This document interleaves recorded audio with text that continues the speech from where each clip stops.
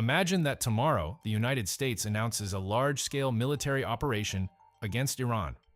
Not sanctions, not isolated strikes, war, with troops, ships, air power, and total commitment. What happens next? That's not a simple question to answer. And anyone who tells you it is probably selling you a narrative, not an analysis. In this video, we'll examine 3 possible scenarios using game theory, an analytical framework that studies incentives, rational decisions, and consequences in conflict situations. We'll look at geography, resources, alliances, and the blind spots of each side. The goal isn't to generate fear, it's to build clarity. Because when you understand the structure of a conflict, who gains what, who loses what the limits of each player are, you can see what's coming before it arrives. Block 1. Context. 2 very different adversaries. Before we get into the scenarios, we need to challenge a very common assumption, that because their military capabilities are so different, the US would defeat Iran quickly and decisively. It's true that the United States has the world's largest defense budget, over $850 billion a year. They have the most powerful Navy, 5th-generation aviation, military satellites, a nuclear arsenal. On paper, it's incomparable. But here's what most people miss. The American military was designed during the Cold War for a very specific kind of war. Conventional warfare, open fields, large tank formations, a predictable enemy that engages and retreats in known patterns. Iran is the opposite of that. The country has 90 million people and has operated under heavy economic sanctions since 1979, over 4 decades. That isolation didn't destroy Iran militarily. It did the opposite. It forced Iran to become self-sufficient and extraordinarily creative in how it fights. The result is an asymmetric strategy. You don't face the enemy on the field where they're strongest. You create a completely different battlefield. Low-cost drones manufactured domestically, long-range ballistic missiles, networks of allied groups spread across multiple countries, cyber warfare, and above all, a guerrilla doctrine adapted for mountains and cities. That contrast, American conventional power versus Iranian asymmetric resilience, is the core of each of the 3 scenarios we're about to explore. Scenario 1. Quick victory. Least likely. The first scenario is what American and Israeli military planners generally describe as the best case. It is also, in our analysis, the least likely. The logic comes from a military doctrine called shock and awe, applied with apparent success in Iraq in 2003. The idea is straightforward. Massive, simultaneous airstrikes on the capital and command centers. You destroy the power grid, communications, and logistics infrastructure. You eliminate the leadership of the Islamic Revolutionary Guard Corps. Without leadership, communication, or resources, the regime collapses. The population, crushed by chaos, revolts, or simply surrenders. A new pro-Western government is installed within weeks. This worked in Iraq because Iraq is, geographically, a country of flat plains. There's almost nowhere to hide. Iraqi military infrastructure was concentrated in identifiable locations. Bombing it was, in a sense, straightforward. Iran is the opposite. Iranian territory is dominated by 2 major mountain ranges. The Zagros Mountains, which cut through the country from northwest to southeast, and the Alborz Mountains to the north. These aren't hills. These are natural fortresses with peaks exceeding 4,000 meters. Iran has spent decades using that geography as active defense. Missile bases, drone factories, command bunkers, fuel storage, all buried inside mountains, shielded from airstrikes. You cannot destroy what you cannot find. Furthermore, Iran anticipated exactly this scenario. Its command structure has been deliberately decentralized. Each regional commander operates autonomously, with their own resources and preset orders to keep fighting even without communication with the center. eliminating leadership in Tehran doesn't paralyze the Iranian military. The military was designed to function without it. Estimated probability 5% to 10%. Scenario 2, prolonged insurgency, most likely. The second scenario is the most likely, and from a global economic standpoint, the most disruptive. In this scenario, the US launches its offensive, destroys part of Iran's infrastructure, and manages to establish military presence in strategic regions, likely coastal areas along the Persian Gulf and the Strait of Hormuz. An initial victory, at least on paper, but here's where the real problem begins. Because occupying Iranian territory is not the same as winning a war against the Iranian people.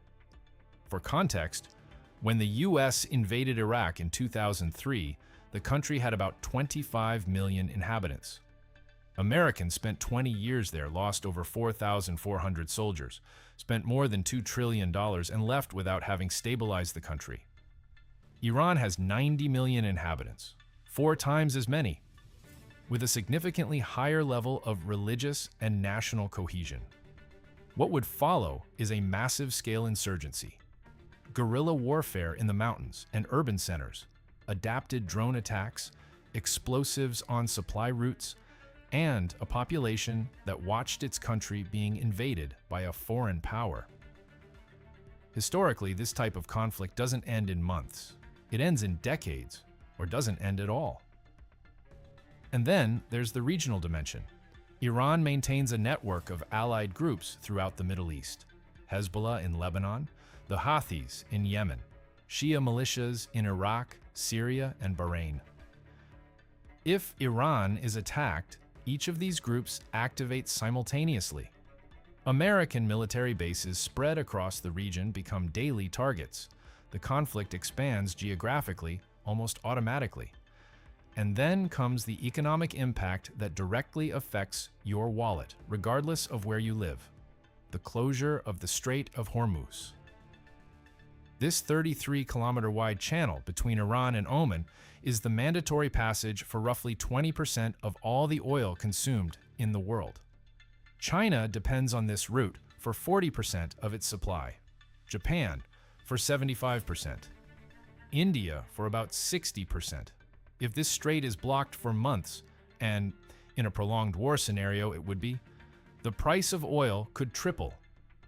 Global inflation spikes, financial markets collapse, and the American public, which would already be watching flag-draped coffins arriving every week, turns completely against the war. It's the Vietnam model, but in a place that controls the energy supply of the entire planet. Estimated probability? 50% to 55%. Scenario 3, global escalation, most dangerous. The third scenario is what strategic analysts call a domino escalation. It is the least likely of the three, but it carries the most irreversible consequences. In this scenario, the war between the US and Iran draws in other nuclear powers. And the mechanism by which that happens is logical, step by step. First, Russia. For Moscow, an Iranian defeat is unacceptable. Iran is an energy partner, a buffer zone against Western expansion, and a strategic ally in resistance to the US-led world order. If Iran falls to American military force, Russia will interpret that as the next step toward its own border.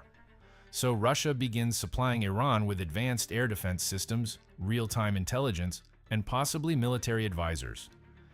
If that sounds familiar, it's because it's exactly what happened in the early stages of the war in Ukraine. Second, China. Beijing is more calculated, but equally committed. Iran is a central node of the Belt and Road Initiative, China's largest geopolitical infrastructure and influence project of the century. An Iranian defeat destroys decades of strategic investment. So China responds on the economic front, begins reducing its enormous holdings of US Treasury bonds, accelerates the creation of oil trading systems outside the dollar, and provides Iran with satellite intelligence and technological components indirectly. Third, and most serious, the nuclear question. It's the topic no one wants to say out loud. If Iran is truly on the verge of collapse, facing the end of its regime, what happens? History gives us a disturbing answer. Governments that believe their existence is threatened make decisions that would be unthinkable under normal circumstances. We're not claiming this would happen. We're saying that in this scenario, the probability stops being zero. And if any nuclear weapon is used at any point in this conflict, the rules of the world change overnight. It would be the first use of a nuclear weapon since Hiroshima and Nagasaki in 1945. Global geopolitics would be completely redefined. Estimated probability 25% to 30%, trending upward with each week of escalation. Analysis, game theory, why neither side wants to stop. Let's now look at all of this through the lens of game theory, because this is where it becomes clear why this conflict is so difficult to resolve.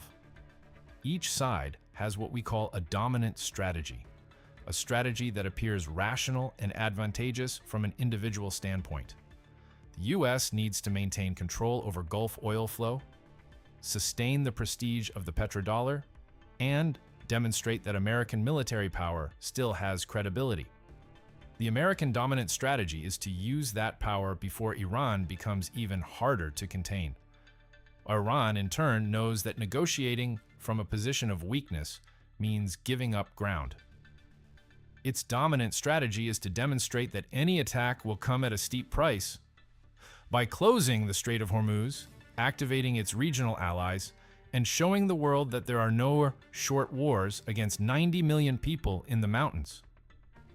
The problem is that two dominant strategies, when placed in direct confrontation, don't produce a winner. They produce what economists call a Nash equilibrium in a negative-sum game. Each player makes the best move within their own logic, and the outcome is bad for everyone. The only real way out is negotiation, but negotiating requires both sides to believe they are better off talking than fighting.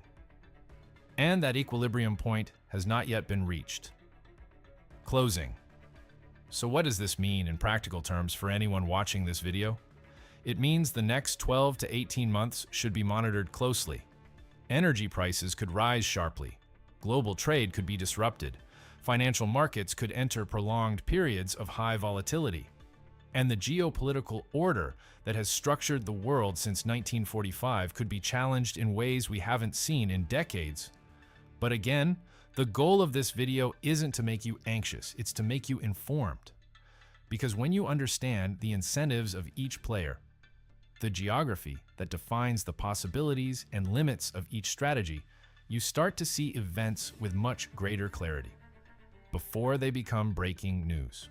If you'd like to go deeper on any of these topics, the details of the nuclear question, the specific role of China and Russia, or the economic impacts by sector, just leave a comment below. There's a lot more to explore.